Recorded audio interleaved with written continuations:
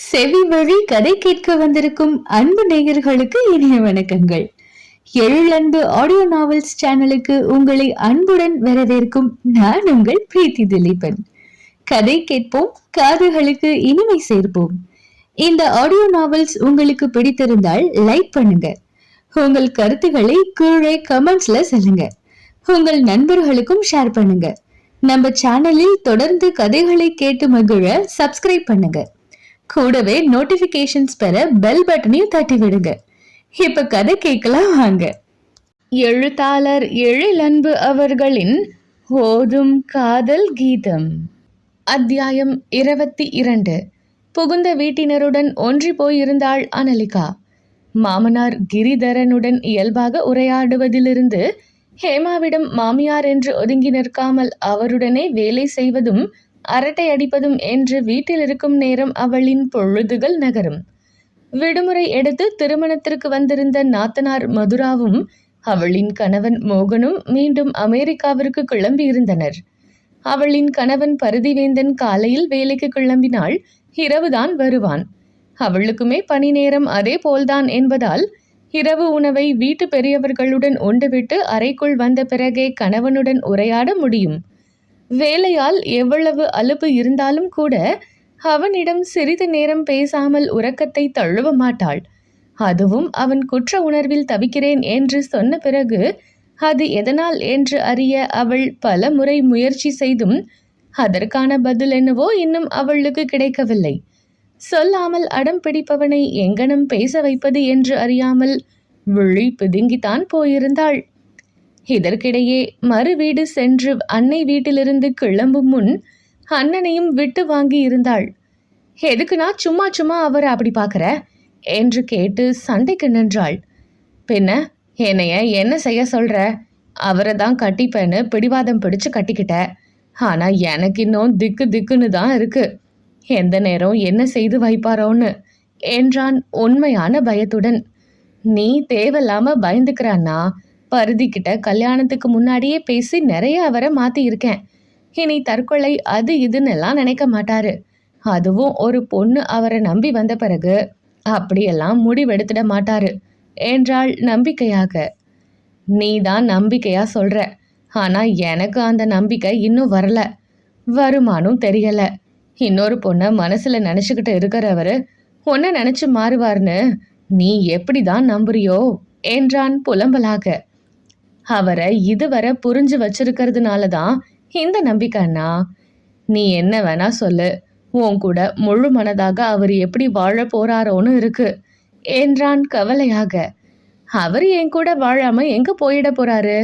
அப்படியும் அவர் என் கூட வாழலைன்னா என்ன, நான் அவர் கூட வாழ்ந்துட்டு போறேன் என்று இலகுவாக தோளை குலுக்கிய தங்கையை என்ன சொல்வதென்று அண்ணன்காரனுக்கு தெரியவில்லை.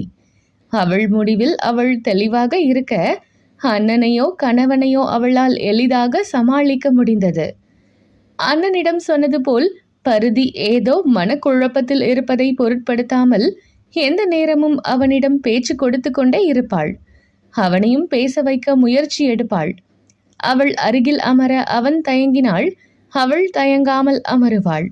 தன் வாழ்க்கையை எப்படி எடுத்துச் செல்வது என்று அவளும் ஒரு முடிவுடன் தான் இருந்தாள். அன்று இரவு வேலை முடிந்து இருவரும் ஒரே நேரத்தில் தான் வீடு வந்து சேர்ந்திருந்தனர். மருத்துவமனையில் நோயாளிகளுடன் உலாவி விட்டு வருவதால் அவள் முதலில் குளித்துவிட நினைத்து குளியல் அறைக்குள் நுழைய முயல, அவனோ அலுவலகத்திலிருந்து கிளம்பி இப்போது புதிதாக அவர்களின் அலுவலகம் கட்டி கொண்டு இருக்கும் அடுக்குமாடி கட்டடத்தை பார்வையிட சென்று செங்கல் சிமெண்ட் தூசியை உடலில் வாங்கி வந்திருந்ததால் அவன் குளிக்கச் செல்ல நினைத்து மனைவியை கையை நீட்டி தடுத்தான் பருதி. நான் முதல்ல குளிச்சுட்டு வரேன், என் மேல வெறும் தூசு, சிமெண்ட் வாசனை வேற, நீ கொஞ்ச நேரம் வெயிட் பண்ணு என்றான். நோ பருதி, நான் முதல்ல குளிக்கணும். இன்னைக்கு வீட்டுக்கு கிளம்பும் நேரத்தில் காலில் புன்புறையோடி வந்த ஒருத்தருக்கு நான் தான் கிளீன் பண்ணி கட்டு போட்டு விட்டேன். இது போல் பேஷண்ட் பார்ப்பது சகஜம்தான். இருந்தாலும் வீட்டில் வந்து குளிச்சாதான் எனக்கு அடுத்த வேலை பார்க்க முடியும். ஸோ ப்ளீஸ் நீங்க கொஞ்ச நேரம் வெயிட் பண்ணுங்க என்றாள். எனக்கும் அப்படிதான், குளிச்சாதான் அடுத்த வேலை பார்க்க முடியும். நான் இப்படியே ரொம்ப நேரம் இருந்தா எனக்கு டஸ்ட் அலர்ஜி ஆகும். நீ போய் மது ரூம்ல குளி. ஏன், நீங்க போய் மது அணி ரூம்ல குளிக்க வேண்டியது தானே? என்ன ஏன் சொல்றீங்க? இந்த வீட்டில் இதுதான் எனக்கு உரிமையான ரூம். நான் இங்கே தான் குளிப்பேன். என்னால் அன்னி ரூமுக்கெல்லாம் போக முடியாது. நீங்க வேணும்னா அன்னி ரூமுக்கு போங்க என்று மல்லுக்கு நின்றாள். 3 படுக்கை அறைகள் கொண்ட வீடுதான் அது. ஒரு அறையில் கிரிதரனும் ஹேமாவும் இருக்க, இன்னொரு அறையில் பருதியும் அனலிகாவும் இருந்தனர். மற்றும் ஒரு அறை மதுராவினுடையது. அவள் கணவனுடன் வரும் நாட்களில் அங்குதான் தங்குவாள். அந்த அறையை பெரும்பாலும் மற்றவர்கள் உபயோகிப்பதும் இல்லை. மது ரூமை நான் எப்பவும் யூஸ் பண்ண மாட்டேன். எனக்கு அது பிடிக்கவும் செய்யாது. அவ இங்க இருந்தாதானே நீ உபயோகிக்க கஷ்டமா இருக்கும். இப்பதான் அவ இங்க இல்லையே, அதனால நீயே அங்க போ என்று அவனும் ஏனோ பிடிவாதம் பிடித்தான். மறுபாக தலையை அசைத்தவள் குறும்புடன் கணவனை பார்த்து, உங்களுக்கும் முதல்ல குளிச்சாக்கணும், எனக்கும் முதல்ல குளிச்சாக்கணும். அதுவும் இந்த ரூம் பாத்ரூம்ல மட்டும்தான். அதுக்கு ஒரே ஒரு வழிதான் இருக்கு. 2 பேரும் சேர்ந்தே குளிக்கலாம் வாங்க என்று அவள் சாப்பிடலாம் வாங்க என்பது போல் அழைக்க, வாட் என்று வாயை பிளந்தான் அவளுக்கு வாக்கப்பட்டவன். எதுக்கு கேடி இவ்வளவு ஷாக்? நான் என்ன பக்கத்து வீட்டுக்காரி கூடவா போய் குளிக்கன்னு சொன்னேன்? உங்க பொண்டாட்டி கூட தானே என்றாள் நமட்டு சிரிப்புடன். முகத்தை சொல்லித்தவன், கேடியா என்றான். ஆமாயா, தோடி வச்ச கேடி என்றவள் மெல்ல கணவனை நெருங்கி நின்றாள். இருவரின் மூச்சு காற்று நெருக்கத்தையும் ஏற்றுக்கொள்ள முடியாமல் அவன் பெண் வாங்க, அவளோ இன்னும் நெருங்கி அவன் தாடை உரோமத்தை வருடியவள் அடுத்த நொடி உரோமத்தை பிடித்து தன்னை நோக்கி இழுத்தாள். ஹேய்! அவன் வலியும் அவஸ்தையுமாக அலற, அவன் தாடையை திருப்பி பட்டென்று அவன் கன்னத்தில் தன் இதழ்களை பதித்தாள். என்ன நடந்தது என்று அவன் உணரும் முன் கணவனை விட்டு விலகி குளியல் அறைக்குள் நுழைந்திருந்தாள் அனலிகா. வலித்த தாடையை தடவ மறந்து அவள் இதழ் தீண்டிய இடத்தை வருடி கொண்டு இருந்தான் பருதிவேந்தன்.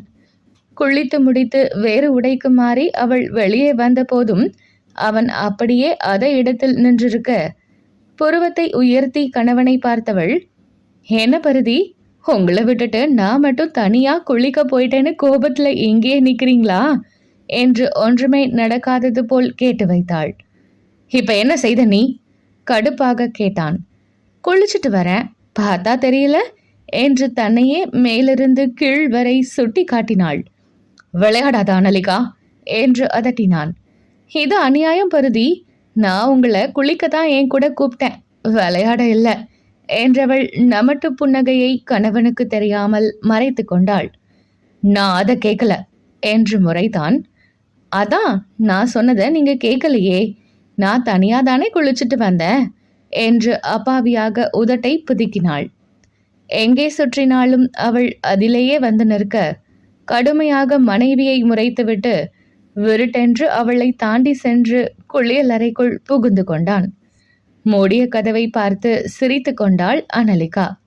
அவன் குளித்துவிட்டு வந்தபோது அவள் அறையில் இல்லை என்றதும் நிம்மதி மூச்சு விட்டு தன்னை நிதானப்படுத்தி கொண்டான். திருமணம் முடிந்து 2 வாரங்களை கடந்திருந்தது. இத்தனை நாட்களும் அவனை விட்டு விலகி இருந்தவள், அவனையும் ஏன் நெருங்கவில்லை என்று கேள்வி கேட்காதவள், இப்போது மட்டும் ஏன் இப்படி சீண்டுகிறாள் என்று அவனுக்கு கேள்வி எழுந்தது. அவன் யோசனையுடன் இருக்க, என்னப்பா பருதி, சாப்பிட வரலையா என்று அவன் அன்னையின் குரல் கேட்டு வெளியே சென்றான். குளிச்சுட்டு வர இவ்வளவு நேரமா, வாங்க சாப்பிடலாம் என்று அழைத்த மனைவியை கண்டு கொள்ளாமல் தந்தையின் அருகில் சென்று அமர்ந்தான். பரிமாறுவதற்கு நின்றிருந்த மனைவியை கவனிக்காதது போல், சாப்பாடு வைங்கம்மா, இன்னைக்கு என்ன டின்னர் என்ற கணவனை உறுத்து பார்த்தாள் அனலிகா. இட்லி தாப்பா செய்தேன். மகனுக்கு பதில் சொன்னவர், பருதிக்கு இட்லியை வச்சு அந்த புதினா சட்னியை வைமா என்று மருமகளிடம் சொல்லிவிட்டு தனது கணவருக்கு பரிமாற ஆரம்பித்தார். ஏமா, நீங்க எனக்கு வைக்க மாட்டீங்களா என்று பருதி கேட்டதும் கணவனுக்கு பரிமாறி கொண்டு இருந்தவர் கைகள் அந்தரத்தில் நிற்க மகனை அதிர்ச்சியுடன் திரும்பி பார்த்தார். கிரிதரனும் மகன் முகத்தை கேள்வியாக பார்க்க அனலிகா உணர்வுகளை வெளிப்படுத்தா பார்வை பார்த்தாள். இப்ப நான் என்ன சொல்லிட்டேன்னு என்னை எப்படி பாக்குறீங்க? பசிக்குதுமா, சாப்பாடு வைங்க என்ற மகனை விட்டுவிட்டு இப்போது மருமகளை பார்த்தார் ஹேமா. மகன் இருந்த மனநிலைக்கு அவன் உடனே மருமகளுடன் ஒன்றி விடுவான் என்று அவரும் நினைக்கவில்லைதான். ஆனால் திருமணம் முடிந்ததிலிருந்து அவர்களுக்குள் விலகல் இருப்பதை வெளிப்படையாக இருவருமே இதுவரை காட்டிக் கொண்டதில்லை. அதிலேயே அவர்கள் வாழ்க்கை விரைவில் நன்றாகிவிடும் என்று ஹேமாவும் கிரிதரனும் நினைத்திருந்தனர். ஆனால் இன்று மகனின் செய்கை அவருக்கு வித்தியாசமாகப்பட்டது. மாமியார் மாமனார் பார்வை உணர்ந்த அனலிகா, நீங்க சாப்பிடுங்க மாமா, அத்தை நீங்க இன்னும் மாமாவுக்கு சட்னி வைக்கல பாருங்க என்றவள், உங்களுக்கு சாப்பாடு வேணும்னா என்கிட்ட சொல்ல வேண்டியது தானே, அத்தை எத்தனை வேலை தான் பார்ப்பாங்க, இந்தாங்க இட்லி என்று தட்டில் இட்லியை வைத்து சட்னியை ஊற்றியவள் தானும் அவன் அருகில் அமர்ந்து தனக்கும் இட்லியை வைத்து கொண்டாள். அவன் சாப்பிடாமல் தட்டை வெறித்து கொண்டு இருக்க மேஜைக்கு அடியில் அவன் தொடையில் கை வைத்து அழுத்தினாள். அவன் வேகமாக அவள் கையை தட்டிவிட கணவன் இடையில் ஒரு விரலை வைத்து இடித்து, அமைதியா சாப்பிடுங்க என்பது போல் கண்ணை காட்டினாள். அவளின் சீண்டலை பொறுக்க முடியாமல் முறைத்து கொண்டே விரைந்து சாப்பிட்டு விட்டு எழுந்தான். தாய் தந்தையின் கவலையான பார்வை அவனை தீண்டியதும் கூட அவன் விரைவில் எழ காரணமாகி போனது.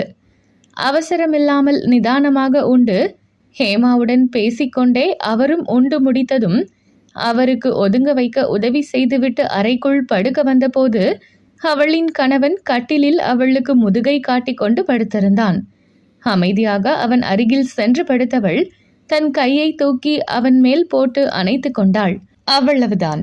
அவ்வளவு நேரம் இருந்த பொறுமை காற்றில் பறக்க, என்ன செய்ற நீ, என்னைய சீண்டி பாக்குறியா, நீயா வந்து முத்தம் கொடுக்குற, அம்மா அப்பா முன்னாடி இடுப்ப கிள்ற, தொடைய தட்டுற, இப்ப மேல கைய போடுற, உன் மனசுல நீ என்ன நினைச்சிட்டு இருக்க என்று சத்தமாக கத்தினான்.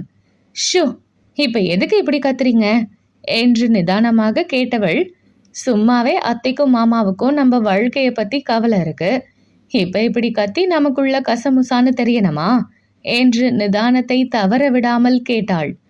கசமுசாவா என்று அவன் முகத்தை சொல்லிக்க, இல்லையா பின்ன, புருஷன் பொண்டாட்டிக்குள் ஊடல்னா அதுக்கு பேரு கசமுசாதான் என்றாள். பேச்ச மாத்தாத, நீயே இப்படியெல்லாம் நடந்துக்கிற எரிச்சலுடன் கேட்டான். அதுவரை படுத்திருந்த அனலிகா எழுந்து கட்டிலில் சாய்ந்து அமர்ந்து, நான் என்ன தவறா நடந்துக்கிட்டேன்னு நினைச்சு உங்களுக்கு இவ்வளவு கோபம் வருது என்று கேட்டாள். என்ன தவறா, அப்ப நீ செய்ததுக்கு பேர் என்ன கடுப்புடன் கேட்டான். ஏன், அதுல என்ன தவறு இருக்கு, சொல்ல போனா அதையெல்லாம் நீங்க எனக்கு செய்திருக்கணும், நீங்க செய்யல, அதுக்கு பதில் நான் செய்தேன், அது எனக்கு தவறா தெரியல, ஏன்னா நீங்க ஏன் புருஷன் என்றாள் அழுத்தமாக. எனக்கு அது தெரியாது பாரு, ஆனா என்னோட மனநிலை என்ன, நான் ஏன் உன்கிட்ட இப்படி இருந்து தள்ளி இருக்கேன்னு உனக்கே தெரியும் தானே, அப்புறம் இப்படி ஒட்டி ஒராசிட்டு இருந்தா என்ன அர்த்தம் என்று கடுமையாக கேட்டான். அவன் கண்களை நேருக்கு நேராக சந்தித்தவள், உங்க காரணம் உங்களோட பருதி என்றாள். என்ன இப்படி சாதாரணமா சொல்ற, என்னோட மனசு என்று அவன் மீண்டும் ஆரம்பிக்க அவன் முகத்துக்கு நேராக கையை காட்டி நிறுத்தினாள். மனசு, அது உங்களுக்கு மட்டும் இல்ல பருதி, எனக்கும் இருக்கு. நீங்க காதலிச்சிங்க, காதலியே இழந்தீங்க தான், நான் இல்லைன்னு சொல்லல, ஆனா அது முடிந்து போனது. முடிந்து போன ஒரு அத்தியாயத்தை ஏன் வாழ்க்கையில இணைக்க முயற்சி செய்றீங்க, இது எனக்கும் உங்களுக்குமான வாழ்க்கை பருதி, அதை வாழ்ந்து பார்க்க நான் ஆசைப்படுறேன், அது கண்டிப்பா எனக்கு தவறா தெரியல, எனக்கு ஒரு தேவைனா அதை ஏன் புருஷனா உங்ககிட்ட தான் கேட்க முடியும் என்றாள் அழுத்தம் திருத்தமாக. அவள் பேச்சில் அவன்தான் வாய் அடைத்து போனான். சட்டென்று தலையை குலுக்கி கொண்டு நிதானத்திற்கு வந்தவன், என்ன பேசுற நீ, ஒரு பொண்ணா இருந்துட்டு இப்படி கேட்க என்று அவன் ஏதோ சொல்ல வர, போதும் பருதி, இதுக்கு மேல நீங்க என்ன சொல்ல போறீங்கன்னு எனக்கே தெரியும். ஒரு பொண்ணா இருந்துட்டு இப்படி நடந்துக்கிட்டா என்ன, என்ன சொல்லுங்க, பொண்ணுனா அவளுக்கும் உணர்வுகள் இருக்காதா, அவளுக்கும் ஒரு மனம் இருக்காதா, அவளுக்குன்னு ஆசைகள் இருக்காதா, இல்ல எதிர்பார்ப்புதான் இருக்காதா என்ற கேள்விக்கு அவனால் சட்டென்று பதில் சொல்ல முடியவில்லை. பொண்ணுனா இப்படிதான் இருக்கணும்னு யார் சட்டம் போட்டது பருதி, அந்த சட்டம் எதுல எழுதி இருக்குன்னு காட்டுங்க என்றாள். இது தேவையில்லாத பேச்சு என்றான் சலிப்பாக. எனக்கு தேவையானது பருதி என்றாள். பெண்ணுரிமை பத்தி பேச இது ஒன்னும் பட்டிமன்றம் இல்ல என்றான். நான் பெண்ணுரிமை பேசல பருதி, என் உரிமைய பத்தி பேசுறேன் என்றாள். சரி, உன் பேச்சுக்கே நானும் வரேன். உனக்கும் ஃபீலிங்ஸ் இருக்குது, அது எனக்கும் புரியுது. ஆனா என்னையும் புரிந்து கொள்ள கொஞ்சம் முயற்சி செய்யன்னு தான் சொல்றேன். ஒருத்திய மனசுல வச்சுக்கிட்டு என்னால எப்படி உன் கூட வாழ்க்கைய தொடங்க முடியும்? இப்படியெல்லாம் பிரச்சனை வரும்னு தான் இந்த கல்யாணமே வேண்டாம்னு சொன்னேன். ஆனா என் பேச்ச நீ கேட்கவே இல்லை என்றான் சோர்வாக. உடனே எதுவும் பதில் உரைக்காமல் சில நொடிகள் அமைதியாக இருந்த அனலிகா மெல்ல தொண்டையை செருமிக் கொண்டு பேச்சை ஆரம்பித்தாள். எனக்கு இதுக்கு மட்டும் பதில் சொல்லுங்க பருதி. நீங்க எப்போ உங்க முன்னாள் காதலிய மறப்பீங்க என்று கேட்டாள். வாட்? என்ன கேக்குற? நெற்றியை சுருக்கி கேட்டான். நான் கேட்ட கேள்விக்கு பதில் சொல்லுங்க பருதி. அவள் விடுவதாக இல்லை. இதுக்கு எப்படி என்னால பதில் சொல்ல முடியும்? புரியாமல் கேட்டான். அப்போ பதிலே தெரியாத ஒரு விஷயத்துக்கு பதில தெரிந்து கொள்ள நான் காலம் முழுவதும் காத்திருக்கணுமா பருதி? இல்லைனா ஒன்று பண்ணுவோம். இத்தனை நாள்ல உங்க முன்னாள் காதலிய மறந்துடுவேன்னு நீங்க எனக்கு ஒரு உறுதியான ஒரு நாள் சொல்லுங்க. அதுவரை உங்க மனம் மாற நான் வெயிட் பண்றேன். என்ன சொல்றீங்களா என்று கேட்டவளுக்கு அவனால் பதில் உரைக்க முடியவில்லை. முதல் காதல் எப்பவும் மறக்காதுன்னு சொல்லுவாங்க. உங்களுக்கு நேகா முதல் காதல். நீங்க மறந்துட்டீங்கன்னு சொன்னாலும் உள் மனதில் அவங்க நினைவு உங்களுக்கு இருக்கவே செய்யும். அது என்னைக்கும் மறையாது எனும்போது நம்ம காத்திருப்பு எத்தனை நாளைக்கு பருதி? உங்களுக்கு நேகா முதல் காதல் போல் எனக்கு நீங்க முதல் காதல். என் வாழ்க்கை இப்பவும் எப்பவும் உங்களோட தான். காதலிச்சோம், கல்யாணம் பண்ணிக்கிட்டோம்னு அதுலயே திருப்திப்பட்டு வாழ்ந்துக்கணும்னு நீங்க எதிர்பார்த்தா அது அநியாயம் இல்லையா பருதி என்று கேட்டாள். இதற்கு என்ன சொல்வது தெரியவில்லை அவனுக்கு. ஆனால் வாழ்க்கை முழுவதும் இப்படியே இருந்துவிட முடியாது என்று அவனுக்கும் தெரியும். என்றாவது ஒரு நாள் தன் காதல் நினைவுகளை ஒதுக்கி வைத்துவிட்டு மனைவியுடன் வாழ வேண்டும் என்றும் அறிந்தவன்தான். ஆனால் அதை உடனே என்பதை தான் ஏற்றுக்கொள்ள முடியவில்லை. மனைவியின் எதிர்பார்ப்பையும் தவறு சொல்ல முடியாது. பெண்களாக இருந்தால் உணர்வுகளை மறைத்துதான் வாழ வேண்டும் என்பது இல்லையே. எல்லா திருமணமான பெண்களை போல் தானே அவளுக்கும் ஆசையும் எதிர்பார்ப்பும் இருக்கும். கல்யாணம் முடிந்த பிறகும் கணவனும் மனைவியும் ஒரே அறைக்குள் ஒரே படுக்கையில் இருக்கும்போது என் மனம் மாறும் வரை விலகியே இருப்போம் என்றதும் கண்ணியம் கட்டுப்பாடு என்று இருக்க இது என்ன நாடகமா? ஆண் பெண் அருகில் இருந்தாலே ஒரு ஈர்ப்பு வரும் நிலையில் இவன் என் கணவன், இவள் என் மனைவி என்ற உரிமையான ஈர்ப்பு இருக்கும்போது ஹார்மோன்கள் செய்யும் வித்தைகளை விளக்கவும் வேண்டுமா என்ன? மனைவியின் நியாயமான ஆசையை எப்படி நிறைவேற்றப் போகிறோம் என்று புரியாமல் அந்த நொடி குழம்பித்தான் போயிருந்தான் பருதிவேந்தன்.